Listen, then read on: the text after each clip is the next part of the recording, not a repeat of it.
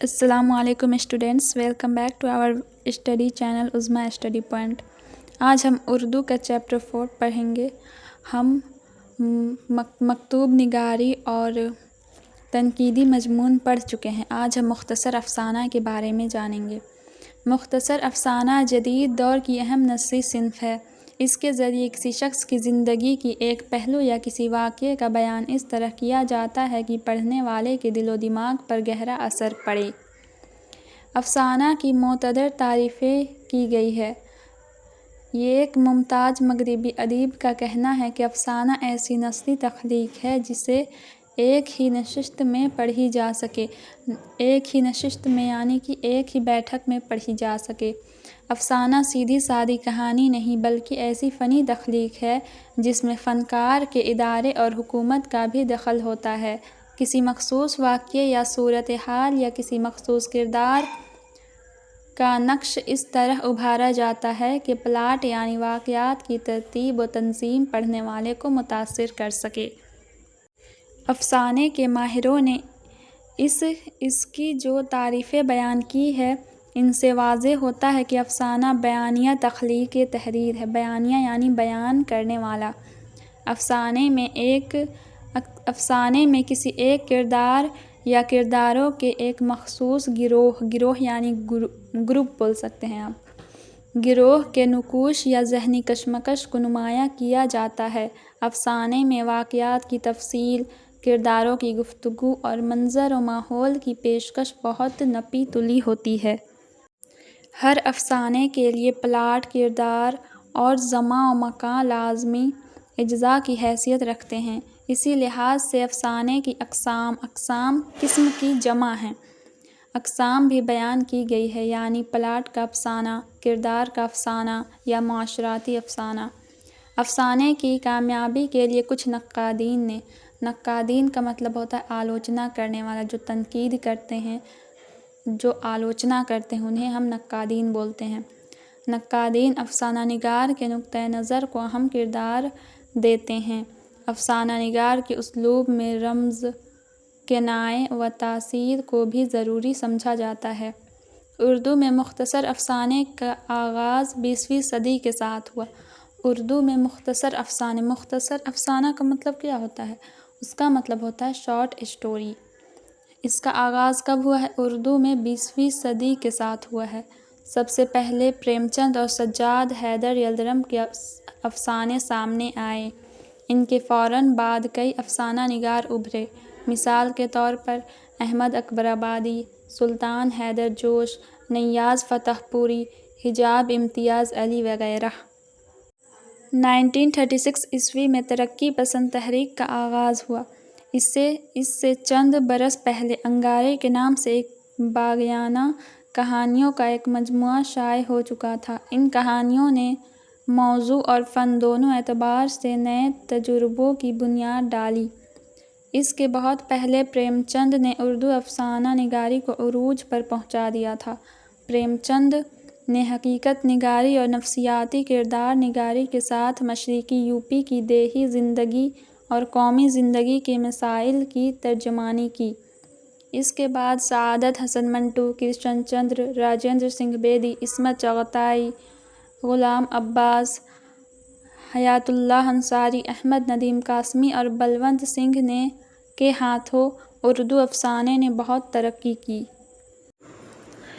آزادی کے بعد ابھرنے والے افسانہ نگاروں میں قرۃ العین حیدر نمایاں حیثیت رکھتی ہیں۔ 1960 کے لگ بھگ اردو میں علامتی افسانہ کا آغاز ہوا۔ اس رنگ کے نمائندہ افسانہ نگار انتظار حسین، سریندر پرکاش، انور سجاد، بلراج میرا، نیر مسعود اور خالدہ حسین ہیں۔ حقیقت نگاری کی روایت کو آگے بڑھانے والوں میں حیات اللہ انصاری، خواجہ احمد عباس، احمد ندیم قاسمی، شوکت صدیقی، اشفاق احمد، رام لال، جوگندر پال قابل ذکر ہیں۔ نئی نسل کی کئی افسانہ نگاروں نے براہ راست طرز بیانی کے بجائے علامتی طرز بیانی کو ترجیح دی ہے۔ یہ تو ہو گیا آپ کا مختصر افسانہ کے بارے میں آپ جان گئے ہیں۔ اس میں آپ کو کچھ باتیں جو یاد کرنے کو ہے، جیسے افسانہ کا آغاز ہوا تھا 20ویں صدی میں۔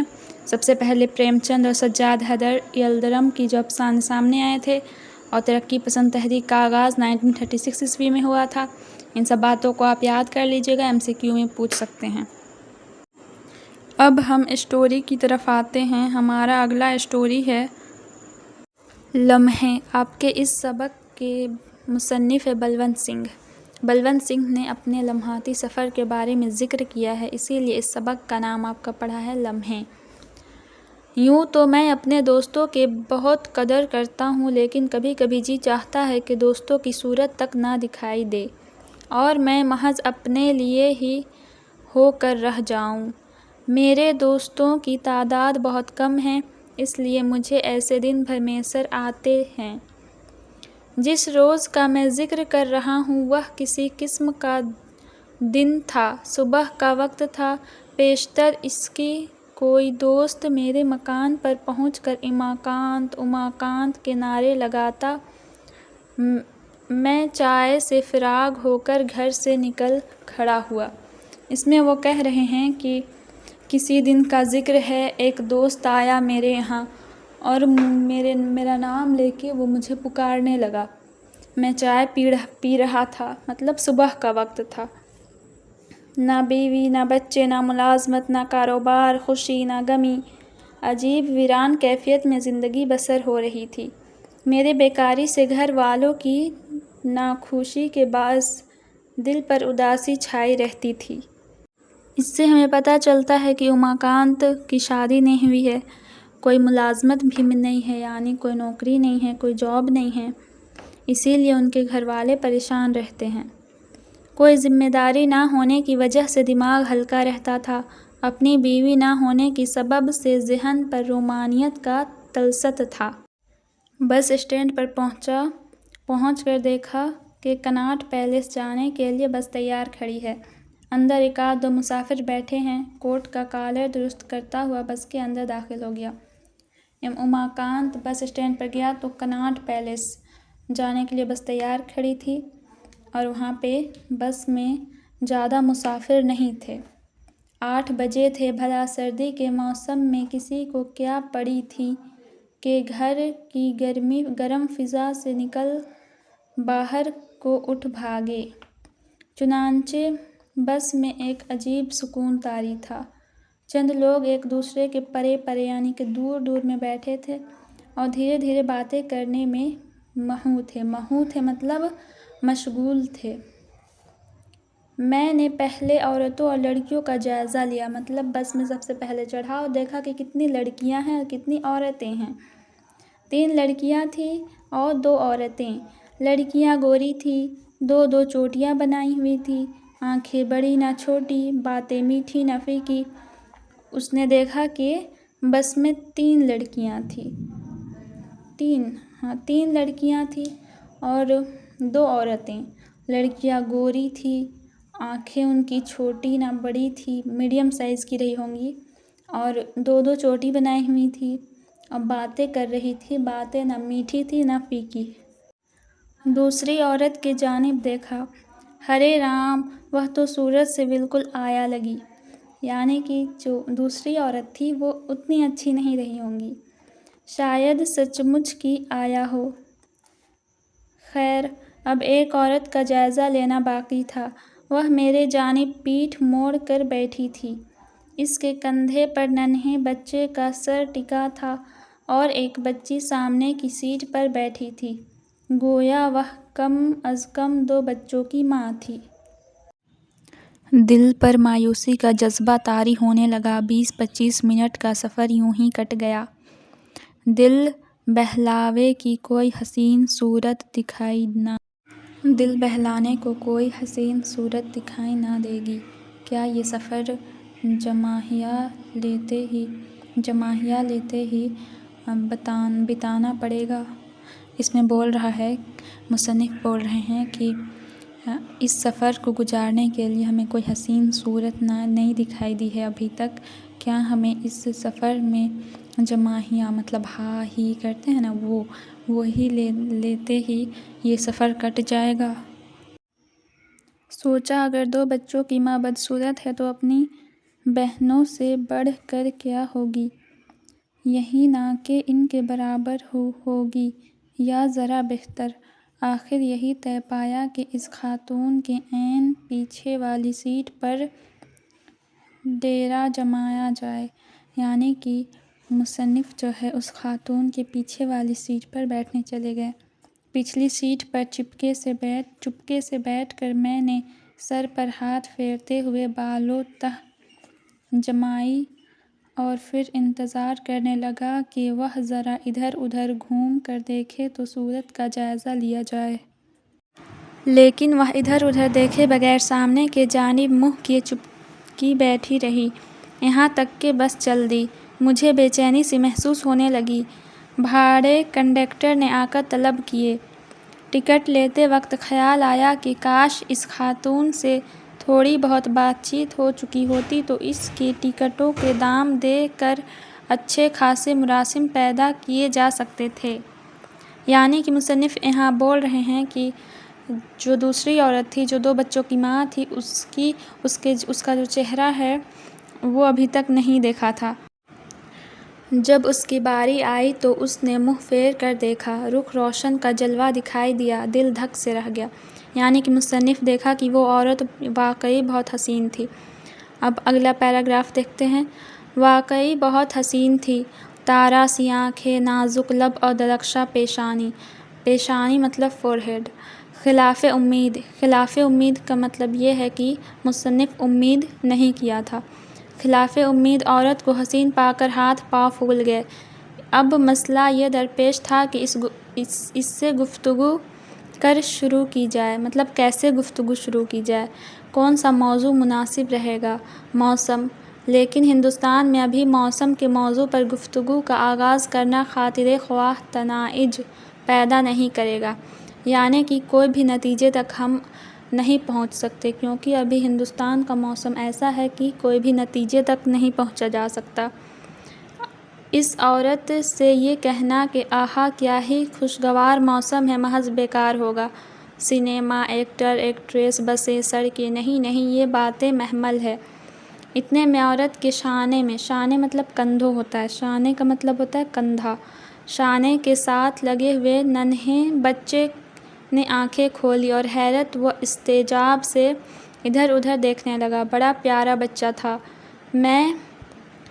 میں اس کے گال پر ہلکی سی چٹکی لی تو اس کے چھوٹے چھوٹے ہونٹوں پر مسکراہٹ پیدا ہوئی۔ پھر میں نے دونوں انگلیوں سے اس کی تھوڑی کو ہلکے ہلکے سہلانا شروع کیا تو وہ ہنسنے لگا۔ میں جانتا تھا کہ اس کی ماں کو اس بات کا علم ہو چکا ہے۔ بچے کے کانوں کے پیچھے دانت دکھائی دے رہے تھے۔ میں نے جرأت سے کام لے کر پوچھا۔ بچے کے کانوں کے پیچھے دانت دکھائی دے رہے تھے۔ میں نے جرأت سے کام لے کر پوچھا۔ کیوں جی، ننھے کانوں کے پیچھے دانت ہو رہا ہے؟ جی ہاں، علاج تو ہو رہا ہے۔ کیوں ہومیوپیتھی علاج کرا رہی ہیں؟ جی نہیں، ہے تو ایلوپیتھی۔ ایک ڈاکٹر ہے رچی رام، ہومیوپیتھی علاج کرتے ہیں، خصوصاً بچوں کے علاج میں تو انہیں مہارت حاصل ہے۔ اگر یہ علاج مؤثر ثابت نہ ہو تو ان سے رجوع کیجیے گا، بہتر۔ بہت ہی پیارا بچہ ہے، میں نے سلسلہ کلام جاری رکھنے کی کوشش کرتے ہوئے کہا۔ عورت نے بچے کو شانے سے ہٹا کر کھڑکی کے ساتھ بیٹھ لگائی۔ اب اس کا رخ قریب قریب میرے جانب تھا۔ اس نے بچے کو زانوں پر بٹھا کر دیکھنا شروع کیا کہ وہ واقعی حسین ہے یا نہیں۔ پھر جیسے دل ہی دل میں اس نے میری قول کی تائید کرتے ہوئے میٹھی نظروں سے میری جانب دیکھا۔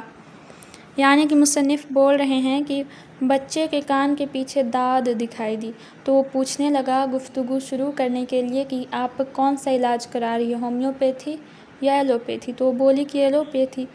تو اس نے ایک ڈاکٹر کا نام بتایا کہ ہومیوپیتھی علاج کرتا ہے، خصوصاً بچوں کے لیے ہے، اور وہ کلام جاری رکھا۔ آپ کو بچوں سے خاصا لگاؤ ہے، کیا آپ کے بھی بچے ہیں؟ وہ عورت مصنف سے بولتی ہے۔ جی نہیں، میں تو قدرے جھیپ کر کہا۔ ابھی تو میری شادی بھی نہیں ہوئی ہے۔ کیوں شادی نہ ہوئی، کیا وجہ ہے؟ یوں ہی، میں نے سر جھکاتے ہوئے جواب دیا۔ یہی ابھی بیکار ہوں۔ جب تک آمدنی کی معقول صورت نہ ہو دل میں شادی کا خیال بھی نہیں آ سکتا۔ لیکن آپ بیکار کیوں ہیں؟ میں اس چرہ سے گھبرا سا گیا۔ میں نے پنجاب یونیورسٹی سے BA کرنے کے بعد پشاور میں کاروبار شروع کیا تھا۔ آمدنی کی صورت نظر آنے لگی تو فساد شروع ہو گئے اور مجھے ادھر بھاگنا پڑا۔ اب نئے سرے سے کام کرنے کا خیال ہے۔ مصنف بتاتا ہے اپنے بارے میں کہ کیسے وہ کاروبار شروع کرتا ہے اور پھر 1857 کی جو کرانتی ہے وہ شروع ہو جاتی ہے اور اسے اپنا کاروبار چھوڑ کے اپنا گھر پھر سے آنا پڑتا ہے۔ یہ آپ کا اس چیپٹر کا پارٹ 1 ہے۔ پارٹ 2 دیکھنے کے لیے میرے چینل کو سبسکرائب کر دیجیے، اور یہ ویڈیو آپ کو اچھا لگا ہوگا تو ضرور سے لائک کر دیجیے گا اینڈ چینل کو ضرور سے سبسکرائب کر دیجیے۔ Thank you.